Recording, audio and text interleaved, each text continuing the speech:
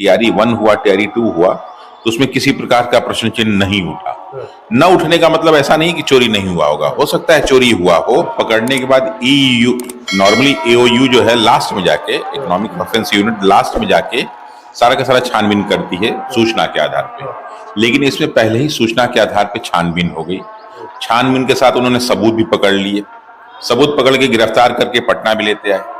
और उसके बाद ये जब पेपर लीक का बाद में जब मुद्दा उठा, बीपीएससी के लिए मुद्दा उठा, तो बीपीएससी उसको स्वीकार नहीं रही थी। तो नॉर्मली ऐसे में क्या होता है कि जब कोई संस्था स्वीकार न करे तो फिर उसकी चेकिंग शुरू होती है, लेकिन इसमें चेकिंग पहले ही हो गई। अगर खुदा ना खास्ता ये चेकिंग पहले नहीं होती तो बीपीएससी ये मानने को तैयार ही नहीं होती कि पेपर आउट हुआ है। उसका एक बहुत बड़ा कारण क्या है कि जो बीपीएससी टीआरई 1 हुआ, टीआरई 2 हुआ, तो उसमें किसी प्रकार का प्रश्न चिन्ह नहीं उठा। न उठने का मतलब ऐसा नहीं कि चोरी नहीं हुआ होगा, हो सकता है चोरी हुआ हो। लेकिन अभी जो जांच चल रही है, जिस प्रकार ईओयू बहुत ही एक्टिव है और जिस प्रकार बीपीएससी के बहुत सारे अधिकारियों कर्मचारियों के नामों के आने की संभावना है, उससे मुझे लगता है कि बीपीएससी टीआरई 1 और टीआरई 2 पे भी प्रश्न चिन्ह उठ सकता है।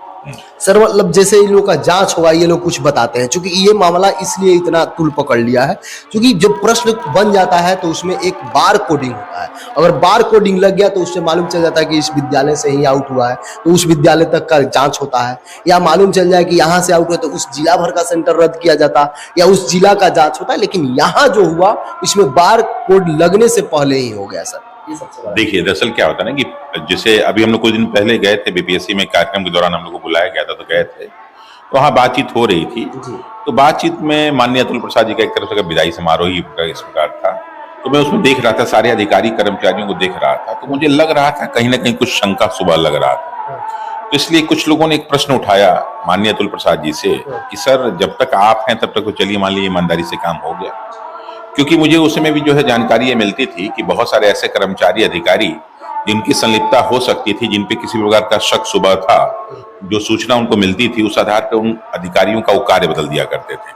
और अधिकारी का काम बदल देते थे, उनको अलग काम में लगा देते थे, उनकी सारी चीजों को बदल देते थे ताकि वो परीक्षा से डायरेक्ट किसी तरह से रिलेटेड ना रहे। और जो भी गोपनीय चीजें थी वो अपने पास रखा करते थे। लेकिन समस्या क्या है ना कि एक अधिकारी सारी इंफॉर्मेशन को अपने पास नहीं रख सकता, बहुत सारी चीजों को अपने पास नहीं रख सकता, कहीं ना कहीं उसके सहयोगियों का साथ तो लेना ही पड़ेगा। तो उसमें शुरू से ही बीपीएससी पे प्रश्न चिन्ह उठता रहा, बीपीएससी पे नहीं हर आयोग पे प्रश्न चिन्ह उठता रहा। और ये मैं बता दूं, ये आज की घटना नहीं है, ये सैकड़ों मतलब ये जो है कई वर्षों से चल रहा है। ये बात अलग है कि आज सोशल मीडिया, आज सारी चीजें इतनी बहुत एक्टिव है कि तुरंत पकड़ में आ जा रहा है। पहले भी ये सब सारी चोरियां हुई हैं। तो इसलिए जो आप ये कह रहे हैं बार कोड वाली जो बात कर रहे हैं ना, ये इस तभी हो सकता है जब जो है विभाग का कोई बड़ा अधिकारी, छोटा अधिकारी नहीं, क्लर्कल लेवल का अधिकारी नहीं, कोई बड़ा अधिकारी मिला होगा तभी उसको ये सारी चीजें मिल सकती है। छोटी चीज बार कोड से पहले ये सब चीजें छोटे लोग को नहीं मिल सकती, जो बड़ा अधिकारी होगा वही। यानी कोई ना कोई एक बहुत बड़ा अधिकारी है जो उस गैंग का मेंबर है, ये नहीं कि उसमें शामिल है, गैंग का मेंबर है जिसने काम किया है और वो सारी प्रोसीजर को जानता था कि अगर कहीं स्कूल चला गया, कॉलेज चला गया तो बार कोडिंग होगी तो बहुत आसानी से पकड़ा जा सकता है। लेकिन अगर यहीं से ये आउट होके चला जाए तो बहुत आसानी से पकड़ा नहीं जा सकता। इसलिए उसने पूरा का पूरा वो सारी सिस्टम को जानते हुए ये सारा काम किया है। सर अब जितने भी लोग हैं, चूंकि बिहार के जो भी बुद्धिजीवी हैं या अभिभावक हैं, उनका साफ तौर पर कहना है कि ये जो सिलसिला है, क्या टीआरई 2 में भी सिलसिला हुआ, क्या इससे पहले भी हुआ? चूंकि बार कोडिंग वाला से पहले अगर अकेला हो रहा है तो किसी को पकड़ में नहीं होता है। यदि आर्थिक अपराध टीम वहां नहीं पहुंचती, वहां जांच नहीं करती तो सब कोई जानते कि एग्जाम सही हो गया, एग्जाम का प्रश्न पत्र लीक नहीं था। तो सर इस पर क्या कहिएगा? यदि अधिकारी से पूछताछ होती है, अगर टीआरई 2 में भी संभावना होता है तो उसका भी जांच हो सकता है? देखिए, दरअसल टीआरई 1 और टीआरई 2 में एक चीज मैं आपको बता दूं कि उसमें डोमिसाइल वाला एक मुद्दा चल रहा था। तो हुआ कि यूपी के बहुत सारे बच्चे आए हैं जिसकी वजह से मेरिट बढ़ गई, जबकि यूपी के कितने बच्चे आए इसकी कोई इंफॉर्मेशन प्रॉपर ढंग से दी नहीं गई। यानी आप ये नहीं कह सकते कि यूपी के बच्चों के आने की वजह से मेरिट बढ़ी थी, बल्कि हो सकता है कि पेपर यहाँ भी पहले से आउट हो गया हो जिसकी वजह से मेरिट बढ़ गई हो, क्योंकि उसमें मेरिट बहुत ज्यादा गई थी। लोग एक्सपेक्ट नहीं करते इतनी मेरिट चली जाएगी, 100 पार भी मेरिट चला गया। और सबसे बड़ी चीज मैं बता दूं कि चलो बच्चे कितने भी स्मार्ट हो, कितने भी टैलेंटेड हो, कितनी भी चीजों को रट जाए, लेकिन कई बार हम लोग टेस्ट रेगुलर लेते रहते हैं तो बच्चों को पूरा आप कॉपी दे दीजिए कि भैया हम इसी से पूछने वाले हैं। उसका मैं आपको गारंटी कहता हूं कि उसमें से मुश्किल से 2-4-5% ऐसे लड़के होंगे जो 90% सेवर लाएंगे, वरना सब 90% के नीचे ही आएंगे। तो ऐसे में इतना मार्क्स ले आना बीपीएससी टीआरई 1 टीआरई 2 में, ये अपने आप में एक प्रश्नवाचक चिन्ह था। और उसको थोड़ा सा थोप दिया गया, बदल दिया गया कि हो सकता है कि ऐसा हुआ हो कि बाहर के बच्चों के आने को ऐसी सारी समस्या उठी हो।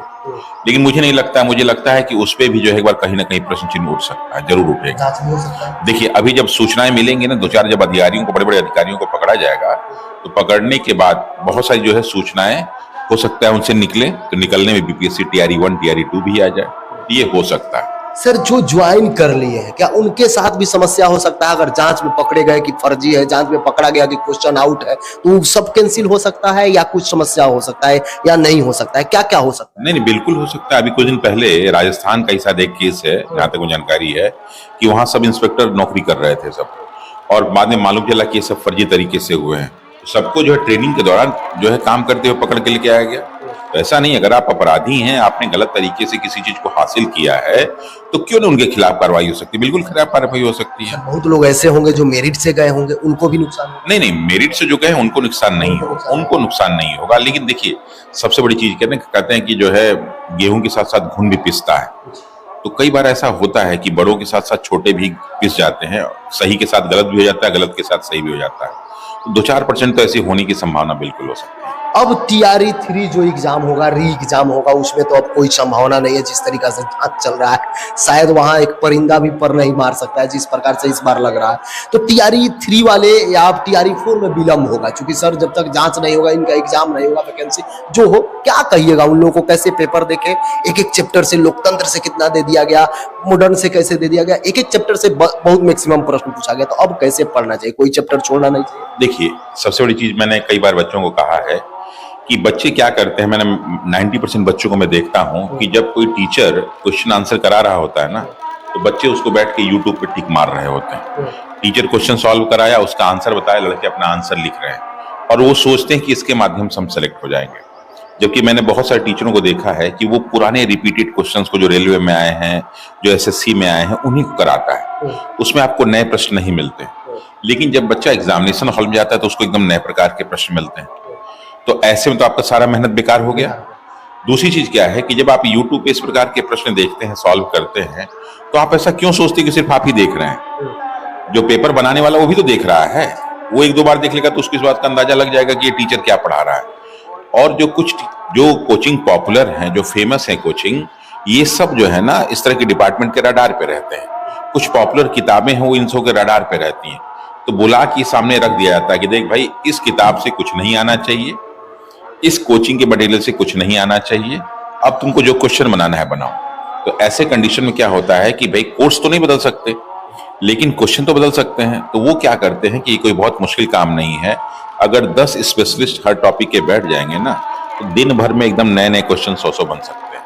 फिर ऐसे में क्या होता है कि कुछ बहुत सारे ऐसे टॉपिक जो बाकी कोचिंग वाले, किताब वाले नहीं उठाए होते हैं, उनसे प्रश्नों को छाटा जाता है, प्रश्न बना दिया जाता है। जब लड़का जाता है तो उसका सारा मेहनत बेकार हो जाता है। टॉपिक से ज्यादा डाल दिया जाता है कि हाँ, कुछ टॉपिक क्या, मैंने कहा वो सारे टॉपिक जिसपे बाकी लोग ध्यान नहीं देते, उससे प्रश्न पूछ दिया जाता है। क्योंकि वो किताब का हिस्सा तो है ही है, वो टॉपिक तो पार्ट है, ये तो प्रश्न पूछे ही जाएंगे, पूछ लिए जाते हैं। ऐसे में लड़के फेल हो जाते हैं। मतलब अब एक भी टॉपिक नहीं छोड़ना है जो सिलेबस में हो। अब देखिए, बच्चों को करना क्या चाहिए, बहुत सारे बच्चे क्या है ना, देखिए बच्चे भी अपनी काम चोरी में जो है ना 100 कदम आगे हैं। वो सोचते हैं कि लास्ट मोमेंट में कोई आए और हमको कोई कैप्सूल विटामिन दे दे और हम खा लें, सेलेक्ट हो जाए। तो जो डिपार्टमेंट वाले, वही विटामिन 300 जेल, हाँ वही विटामिन 300 जेल में है, और बहुत सारे प्रोटीन वाले लोग जो है परीक्षा से बाहर हो जाते हैं। तो ऐसे कंडीशन में क्या है कि जब आप लोग हई हैं, मेहनत कर सकते हैं, नौकरी पाने की इच्छा है, करोड़ों की भीड़ है, तो आप 10-20 का अच्छा ग्रुप बनाइए और सबसे कहिए कि चलो एक टॉपिक पे आज हम लोग बैठ के क्वेश्चन बनाते हैं। और मुझे लगता है कि एक टॉपिक में अगर आप क्वेश्चन बनाएंगे, तो अगर 10 लड़के हों, 20 लड़के हों, तो मुझे लगता है एक 5-5 बनाएगा क्वेश्चन ना, तो मुझे इससे 1 घंटा लगेगा। 5 क्वेश्चन तो 1 घंटे बना सकता है। और अगर 20 लड़कों का 100 क्वेश्चन बनेगा, लेकिन 100 में बहुत सारे क्वेश्चन कॉमन होंगे, तो उसमें नए नए जो क्वेश्चन आएंगे उसको आप बनाइए, उसको सॉल्व कीजिए, तो आप बाकी लोग से बेहतर होंगे। या फिर अगर कोई कोचिंग, अगर कोई किताब इस प्रकार की क्वेश्चन देती है जो मार्केट में अभी तक नहीं आए हैं, नए प्रकार के एनसीईआरटी टाइप का, उससे 1 लाइनर बनाता है, तो अगर उस तरह की चीजों को आप पढ़ें तो निश्चित रूप से आपका सिलेक्शन हो सकता है। यदि आप